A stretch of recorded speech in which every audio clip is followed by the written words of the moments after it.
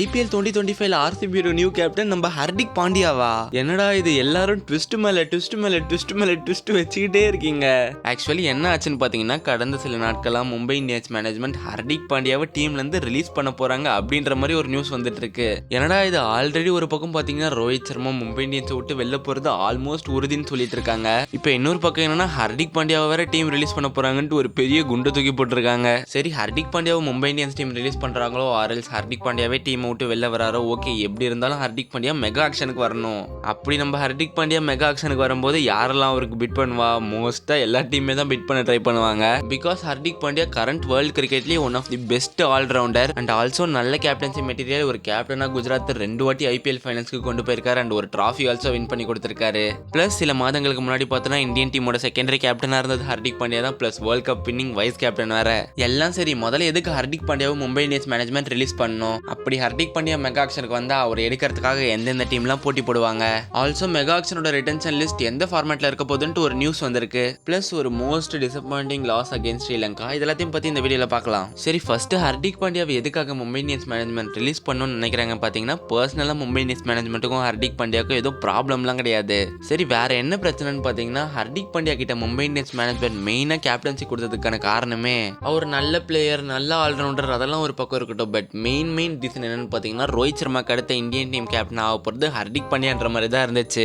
அதனால தான் மும்பை மேனேஜ்மெண்ட் அடுத்த இந்தியன் டீம் கேப்டன் நம்மளோட பிரான்சைஸோட கேப்டனா இருந்தா நம்ம பிராண்ட் மட்டும் தனியா தெரியும்ன்ற காரணத்துக்காக தான் குஜராத்ல இருந்து பல கோடி கொடுத்து ஹர்திக் பாண்டியாவை திரும்பி எம்ஐக்கே ட்ரேட் பண்ணாங்க. பட் கம்பீர் வச்சேன் பாரு ஆப்புன்ற மாதிரி அந்த ஆசையில மண்ணை வாரி போட்டாருங்க. பிளான் பண்ணி செஞ்சதா இல்லையான்ட்டுலாம் தெரியல. பட் பாத்தீங்கன்னா ODI team captain Rohit Sharma, T20 captain Suryakumar Yadav and IPL MI captain பாத்தீங்கன்னா ஹர்திக் பாண்டியா. இப்ப 3 பேரையும் ரீடைன் பண்றது ஒன்றும் பெரிய விஷயம் இல்லை. பட் 3 பேரையும் ரீடைன் பண்ணிட்டோன்னா யாருக்கிட்ட அந்த கேப்டன்சி தருது? எப்படியும் மேனேஜ்மெண்ட் யாரையாவது ஒருத்தவங்களை கழட்டி விடணும். சரி, அதான் பிளான் பண்ணி ஹர்திக் பாண்டியாவை கழட்டி விட்டுலான்னு நினைக்கிறாங்க போல. அப்படி ஹர்திக் பாண்டியா மெகா ஆக்ஷனுக்கு வந்துட்டாருன்னா அவருக்கு கண்டிப்பா நிறைய டீம் பிட் பண்ணுவாங்க. அதில் ஒரு முக்கியமான டீம் ராயல் சேலஞ்சர்ஸ் பெங்களூர். ஏன்னு பாத்தீங்கன்னா, RCBயோட captain Faf du Plessis RCB வந்து ரிலீஸ் பண்ண போறாங்க. விராட் கோலியும் எப்படியும் கேப்டன்சில எடுக்க மாட்டாரு. அப்படின்னு பார்த்தா RCBக்கு ஒரு நல்ல கேப்டன் தேவை. அப்படி இருக்கும்போது ஹர்திக் பாண்டியா மெகா ஆக்ஷனுக்கு வந்தாருன்னா one of the best captaincy material in mega auction. அதனால பெங்களூர் எவ்வளவு தூரம் போனாலும் எப்படியாவது பிட் பண்ணி ஹர்திக் பாண்டியாவை வாங்கணும்னு தான் நினைப்பாங்க. Okay, let's wait and see. இன்னும் கொஞ்ச நாள்ல ரிட்டன்ஷன் லிஸ்ட் வந்துடும், அப்ப நமக்கே தெரிஞ்சிடும். சரி, ரிட்டன்ஷன் ஃபார்மேட்டை பத்தி ஒரு நியூஸ் வந்திருக்குன்னு சொன்னல, அது என்னன்னு பாத்தீங்கன்னா, ஷாருக் கான் ஒரு பக்கம் எங்களுக்கு 8 ரிட்டன்ஷன் வேணும்னு கேட்க, இன்னொரு பக்கம் பஞ்சாப் கவர்னர் எங்களுக்கு 3 ரிட்டன்ஷன் தான் வேணும்னு கேட்க, கடைசியா BCCI என்ன டிசிஷன் எடுத்திருக்காங்கன்னா, மோஸ்ட் ப்ராபபிளி இந்த மெகா ஆக்ஷன்ல 4 ரிட்டன்ஷன் இருக்கிறதுக்கான வாய்ப்பு இருக்கு அண்ட் ஒரு RTM கார்டு யூஸ் பண்றதுக்கான வாய்ப்பு இருக்கு. அதாவது ரிட்டன்ஷன் ஃபார்மேட் 4+1 ஃபார்மேட்ல ரிட்டன்ஷன் நடக்கிறதுக்கான வாய்ப்புகள் ரொம்ப அதிகமா இருக்கு. அதாவது பாத்தீங்கன்னா நிறைய நியூஸ்னா அஃபிஷியலா வந்த நியூஸ் கிடையாது, எல்லாமே அன்அஃபிஷியலா வந்த நியூஸ் தான். பட் அன்அஃபிஷியலா வர நியூஸ்லாம் கூட எப்படி சேமா வரும்? அதெல்லாம் வச்சு பார்த்தா இந்த மெகா ஆக்ஷன்ல மோஸ்ட் ப்ராபபிளி 4+1 ரிட்டன்ஷன் ஃபார்மேட்ல ரிட்டன்ஷன் நடக்கிறதுக்கான வாய்ப்புகள் ரொம்ப அதிகமாவே இருக்கு. பிளஸ் கடைசியா India tour of Sri Lanka. India வந்து T20 சீரீஸ்ல ஸ்ரீலங்காவை வாஷ் அவுட் பண்ணிட்டாங்க. ஸ்ரீலங்கா அதுக்கு ரிவெஞ்ச் எடுக்கிற விதமா பண்ணாங்களா இல்லையான்ட்டு தெரியல. ODIல வந்து இந்தியாவை வாஷ் அவுட் பண்ணிட்டாங்க. ஆஃப்டர் 27 இயர்ஸ், 27 வருஷம் கழிச்சு, அதாவது கரெக்டாக சொல்லணும்னா இப்போ ஸ்ரீலங்கன் டீம் கோச்சா ஜெயசூர்யா இருக்கார்ல, அந்த ஜெயசூர்யா விளையாடின காலகட்டத்தில், அதாவது 1997 தான் கடைசியாக இந்தியா ஸ்ரீலங்கா கூட ஒரு ODI சீரீஸ் தோத்துருக்காங்க.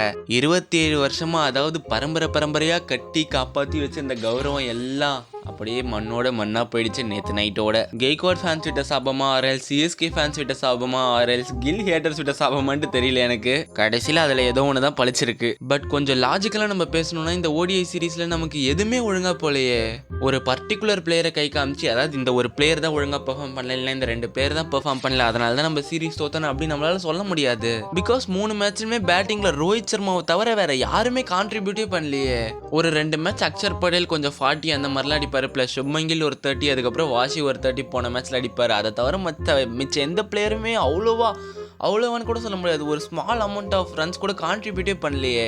ஆல்சோ பவுலிங்னு பார்த்தோன்னா பவுலிங்லேயும் சிராஜ், வழக்கமாக சிராஜ் ஸ்ரீலங்கான்னு சொன்னால் ஃபாதர் ஆஃப் ஸ்ரீலங்கா மறக்குமா? அந்த ஏஷியா கப் ஃபைனல்ஸ், அதுக்கப்புறம் world cup 2 back to back ஸ்ரீலங்காவை 50 ரன்ஸில் நம்ம ஆல் அவுட் பண்ணுவாங்க. பட் சிராஜை போட்டு பொழந்து எடுத்துட்டாங்கன்னே சொல்லலாம். இந்த series not only ODI also T20 ஒழுங்காகவே போல. சுத்தமாக சிராஜுக்கு T20லையும் எக்கனாமிக்கலாக இருந்தார். ப்ளஸ் அந்த 3வது ODI மேட்ச்லாம் பார்த்தீங்கன்னா 8 ஓவரோ 9 ஓவர் தான் போட்டார். பட் அபோ 6 7 எக்கனாமி ரொம்ப எக்கனாமிக்கலாக இருந்தார்.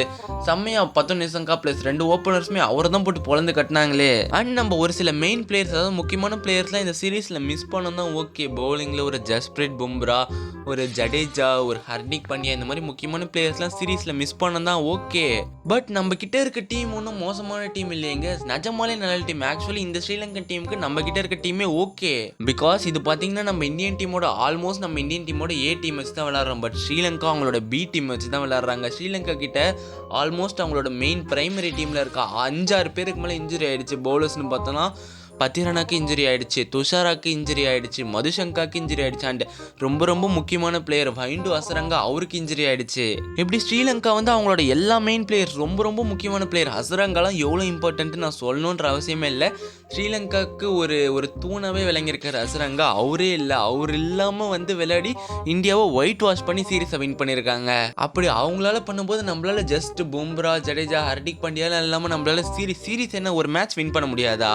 நான் பேட்டிங்க்கு வரதுக்கு முன்னாடி முதல்ல பவுலிங்கை பற்றி பேசிடுறோம், ஓகேவா? பேட்டிங்கில் ஓகே ரொம்ப பெரிய கொலாப்ஸு, பெரிய ரொம்ப ஒரு சொதப்பல்னே சொல்லலாம். பட் அதுக்கு முன்னாடி நம்ம பவுலிங்கே ஒன்றும் ரொம்ப சொல்லிக்கிற அளவுக்குலாம் இந்த சீரீஸில் போடலப்பா. எக்ஸப்ட் பார்த்தீங்கன்னா ஸ்பின்னர்ஸ், அதாவது குறிப்பாக சொல்லணும்னா குல்தீப் யாதவ், வாஷிங்டன் சுந்தர், அக்ஷர் பட்டேல், அவங்க 3 பேரும் ஓரளவுக்கு நல்லா கொஞ்சம் எக்கனாமிக்கல் ப்ளஸ் விக்கெட்லாம் எடுத்து தான் பவுலிங் போட்டாங்க. பட் அப்படியே பேசஸ் ஃபாஸ்ட் பவுலர்ஸ் கிட்ட வந்தோன்னா ஃபாஸ்ட் பவுலர்ஸ் ரியலி ரொம்ப டிசப்பாயிண்ட் பண்ணிட்டாங்க இந்த சீரீஸில்.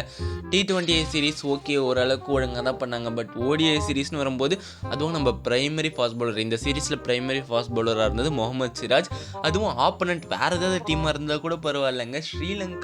ஸ்ரீலங்கானா சிராஜ் வழக்கமாக என்ன பண்ணுவார், வழக்கமாக பண்ணுறதுல ஒரு 50% இந்த சீரீஸில் பண்ணியிருந்தா கூட பரவாயில்ல. நாட் ஓன்லி ODI, T20லையும் பார்த்தீங்கன்னா சிராஜ் ரொம்ப பெருசாலாம் ஒன்றும் பண்ணல, ஒரு விக்கெட் மேக்ஸிமம் எடுத்தார். பட் எக்கனாமிக்கில் தான் இருந்தார். சரி, நம்ம சிராஜை பற்றி இதுக்கப்புறம் மறுபடியும் பேச வேணாம், ஏன்னா நான் ஸ்டார்டிங்லேயே சொல்லிட்டேன், என்ன மட்டும் இல்லை ஒட்டுமொத்த இந்தியன் டீமே ரொம்ப முகமது சிராஜ் இந்த சீரீஸில் டிசப்பாயிண்ட் பண்ணிட்டாரு.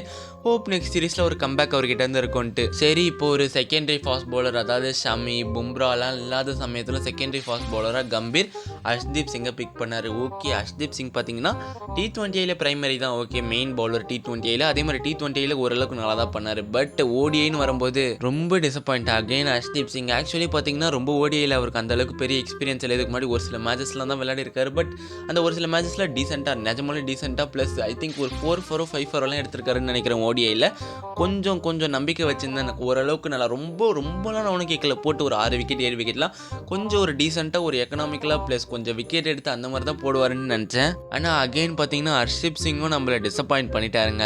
230 240 அந்த மாதிரி டோட்டலுக்குள்ளலாம் டீம் ரெஸ்ட்ரிக்ட் பண்ணுறது நல்ல ஒரு பவுலிங் அட்டாக்னு தான் நீங்கள் கேட்கலாம். 230 240 ஆப்போனன்ட் டீம் ரெஸ்ட்ரிக்ட் பண்ணுறது நல்ல ஒரு பவுலிங் அட்டாக்னு தான் நீங்கள் சொல்லலாம். ஆனால் அது பிச்சை பொறுத்து. இந்த பிச்சு பார்த்தீங்கன்னா 240 பார்த்தீங்கன்னா அபோவ் பார் நல்ல ஒரு டோட்டல். மேட்சோட ஸ்டார்டிங்லேயே சொன்னாங்க ஒரு வின்னிங் டோட்டல்னு பார்த்தீங்கன்னா 220, அதே பார்த்தீங்கன்னா ஒரு நல்ல ஒரு ஃபைட்டிங் டோட்டல் அப்படிலாம் சொன்னாங்க. ஆக்சுவலி ஸ்டார்டிங்கில் நிஜமாலே நல்லா போட்டவங்க நம்ம bowling. First 2 ODI, second ODI, third ODI okay, opening batsman நல்லா விளையாட்டாங்க.